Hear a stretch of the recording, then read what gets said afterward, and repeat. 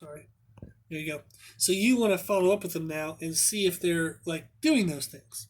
Don't ask them in a tone where they have to sheepishly say no. Say, hey, I remember you wanted to kind of lean up in your midsection and like those nutritional changes and stuff. Like, have you tried any of those? That's a nicer way of saying it, though, and going, hey, are you doing that nutrition stuff I told you about? Ugh, that's kind of aggressive, right? So it sounds weird. It's a very subtle thing, but it does make a difference. So if you go at it in a manner of, hey, I remember this need that you had, and we discussed this need. How is that need at now? Like, where is it at now? That is a very compassionate way. People will pick up on that and they'll respond well to it. If you ask them in a judging or nagging manner, they will shut down. Okay? They won't want to do it, as anybody who's married will tell you. If you nag the shit out of your spouse, you can guarantee they won't do whatever the hell it is that you're nagging them about. Or if they do it, they're going to be mad at you the whole damn time they're doing it. So it's not going to be done out of like their desire to do it. You're just going to annoy the shit out of them until they do it. That's what nagging is. So that never works ever, ever, ever long term. So any wife out there who's had to nag her husband for things, has that worked once and then you never have to do it again? No. You probably feel like you have to nag them all the time. So sometimes you just married a guy who's kind of a bit of a douche and isn't paying attention to your needs. So that's something that can be concerned with. But also having them understand, like I've talked to women before, and I'm not a marriage counselor in any way whatsoever, so feel free to laugh about this. But I've talked to women before, and sometimes the best response they'll get is just telling the husband is, hey, when I ask you to do something for myself or for the family, and you don't do it, it makes me feel unloved. Kind of makes me feel like you don't care about me. So that's the message I'm getting when you don't follow through with these things. So I don't want to nag you. I don't have to tell you 1,000 times, but I do need this done. So if you can, respect the fact that this is a necessary thing, and I'm not asking you to do it, out of like, like just because I want you to do work. I don't want to add stress to your life. I just need you to do this for me and for the family, and it'll make us all feel more loved if we can get this done. You might get a better response out of that, okay, if you have a good husband. And maybe you have to have that speech a couple times a year, but you won't have to do it every time, okay? And then also just responding with, like, seeing if there's things you can do for them, too. So mutual benefit. So the idea of this is we don't want to nag our clients because it creates a negative atmosphere in the relationship. So they're going to not like you. So you don't want to nag them. So remind them of like the purpose of what you told them to do, and then be positive about it. So, for example, if you say, "Hey, your shoulder was bugging you," I remember like a couple weeks back, like when we gave you those exercises, like, have they helped at all? Is your shoulder feeling any better? And the person might go, you know what? I haven't been doing it. I know it's easy to do. I just kind of forget in my mind, like, or I get to the end of the day and I'm tired. Then I'll say, hey, well, if you want, like, I can give you this chart that I use sometimes, and I even use it for myself on things I have trouble remembering. And it's just kind of like a daily check chart. Like, you check it off that day if you did it, you put an X if you didn't, but that way you can kind of see how often you're getting it in. And then you can see, so you were genuinely interested. If they had a kind of a bummer answer, you then came back with trying to find a way to get more support. So more often than not, I have a client go, oh, no, that's okay. Like, I need to just remember better. And then I'll say, well, what are you going to do to remember better? Like, we know we need to remember better. I know that too in my life. But what are we going to do to remember better? And then they'll go, oh, okay, well, maybe I need the chart, or I'll make this thing on my phone, or I'll set an alarm. But you have to get them to do a new action if you want them to do a new behavior. So that you can hear in that conversation example, none of that was nagging. The person's not going to feel like they're mad at you or annoyed at you. If anything, they're going to feel guilty towards you. Like they're going to feel guilty that they haven't been doing it. So not that we want to cause guilt, but that's a much better reaction than getting them to feel like they're like, oh, geez, this guy's just bugging the shit out of me about everything. I have a million things I need to do. I don't need to add that to my life. So you don't want that type of reaction. So when you reinforce past lessons, don't nag. Okay, so bring up what the lesson was for, or what the homework was for. Like bring up the need that they had, and then ask them compassionately if it's helping. And that's a cool way to do it. Okay, so the last thing I want to leave you with is when you're talking with clients, is always, always, always, always, always be honest. Okay? Being honest is not being mean. When you sugarcoat honesty or you hide honesty, that is when you're mean. Okay? It shows love to the person to tell them the truth, not to hide it or to sugarcoat it. Okay? If you tell it like it is, not being mean, okay, just tell them the actual truth, the blunt truth, tell it like it is, and give them the opportunity to make their life better. Okay? They can only fix what they're aware of. The more you sheepishly beat around the bush, you're just prolonging them making the positive change in their life. Okay? So don't deny them the opportunity to make their life better because you're too weak to speak up and speak the truth. Okay? Don't be so non-confrontational that they never make a positive change in their life. Man up or woman up. Okay? Tell people the truth about things. If they're slacking off and not getting good results, tell them. Say, hey, I can see, you kind of gained a little bit of weight recently. Like, are we still doing good with our diet? Yeah, that sounds scary. That sounds like something we might not want to say. But what else are you going to say? You're going to go, hey, I was thinking our training, like maybe we'll start increasing our activity more or our cardio more so we can burn a little bit extra fat off. They won't know why they're doing that. That's like a bullshit beat around the bush way of saying, hey, you're getting fatter. We need to address this. Okay?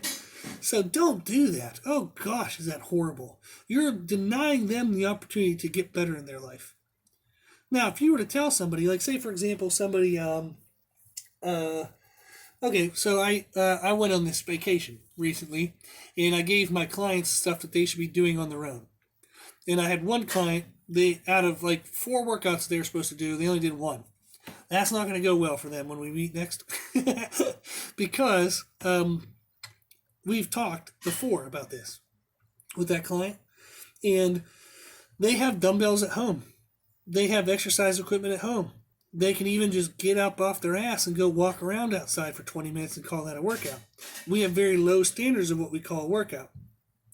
So the fact that they haven't done anything or only did 1 out of 4, okay, is not acceptable, because that's not going to get them where they want to go. And this person is doing it for like medical purposes. So if they need to, control arthritis, they need to control blood pressure, they need to control diabetes, whatever the hell their thing is. If they skip workouts and I let them get away with that, and I'm going, oh, life is busy, I understand, it's okay. Bullshit. Your body is not going to be okay with it. Their blood pressure is still going to be high. Their diabetes is still going to be a problem. Their arthritis is going to come back and flare up and make them feel like shit. So it doesn't matter whether I accept their excuses or not. Their body doesn't accept any excuses. The body does not give a shit why you do or don't do things. Zero concern whatsoever. It'll still have its negative reactions to laziness. If you don't do things, you don't get things. So if what they needed to do was to maintain their health, and they don't do it, their health will suffer, regardless of the excuse. I mean, you could have the Pope came into town, and he wanted to stay at your house. It doesn't matter what the hell the reason was. Your body will have the negative reaction based on you not doing what you needed to do. So it doesn't matter whether I accept the excuses or not. Nothing is about me as a trainer. My job is to speak the truth and say, hey, yeah, I know a lot of shit happened in your life in the last week and a half. You tell me everything. Congratulations, that's great. I'm glad you got it off your chest. I don't give a shit. Your body doesn't give a shit. You still need to get stuff in. So you still need to grab those dumbbells you have at home and do a 10-minute workout. You still need to get up off your ass and move around some. You still need to avoid sugars. You still need to avoid fried food. No, your body does not care why you're not doing these things. I don't even care. Like, I'll actually tell my clients half the time. I have a couple clients now. I know this all sounds really mean, but this is the way you need to tell people. I've had clients who come to me and they're like, I know you don't want to hear the excuses. And I'll say, no, I don't. So let's skip them. And then we just move on. I don't give a shit why they didn't do what they did. So, because unless we're going to discuss it in order to how to learn to avoid that same mistake in the future, if they're just going to list their excuses because they think it makes them feel better, I don't give a shit. It's not up to me to decide whether that's fair or not or valid or not. Their body doesn't get the response they want if they don't do any work. Okay? So sometimes I just tell them move on. I was like, hey, you didn't get it done? Do you know how to correct it next time? They'll go, yeah. And I'll say, okay, let's move on. Let's go. So your job is to be tough love. Okay, first of all, the tough part is telling them the truth. The love is telling them the truth in a loving way. Okay, so there's a movie I watched recently called The Shack, and there's a book, which was probably before the movie, so called The Shack as well. And one of the concepts that brought up in this book and movie was treating people as if they're your brother or sister, or your mom or dad, or daughter or son, treating them like your family. So if you have a family member who's slacking off, what would you do? What would you say? Would you just not mention it and let their quality of life go to shit? No, not if you love them. If you love them, you're going to say something, but you're also going to say it in a loving way. Okay? So it might be a playful love. So might have a family dynamic where you can be a smartass to each other, but it's still love. So you need to speak up if you see clients being slack on things or not doing well or not doing what they said they wanted to do or what they're supposed to do. You need to speak up and you need to be truthful. That is love. Love is honesty. Not hiding from honesty, not sugarcoating it, not beating around the bush, not saying indirect bullshit stories that they're never going to pick up on because people don't think they ever do anything wrong. You have to tell them the truth and you have to be blunt about it. But you got to do it in a loving way. Okay? So we have a podcast in our past called Think Before You Speak. Okay? And THINK stands for an acronym. And what it stands for is oh gosh, now I have to try to remember. Put myself on the spot. I think the T is truthful. H is like honest. I is crap. I forget. So probably should have Googled that. Let me Google that actually while you guys are listening to me right now, because the past podcast, Think Before You Speak, was number 67. So what that does is that tells you how to tell people the brutal truth in life, but tell them in a way that's going to be received well and likely to make them still feel loved. Okay, so think stands for true. So is what you're saying true? Okay, if it's just an opinion, you don't. Okay, so you have to make sure that you're telling them something true, not just an opinion. H is helpful. Is what you're going to say actually helpful? Can they actually do anything about the thing you're going to tell them? If they can't do anything about it, then you're kind of an asshole if you tell them. Okay, if you're just going to make them feel bad, but they don't have a way of controlling it, then that is not being loving. Okay? I is inspiring. Can you say it in a way that inspires them to do it? Okay, not shuts them down. N is it necessary? Do you even need to say this at this point?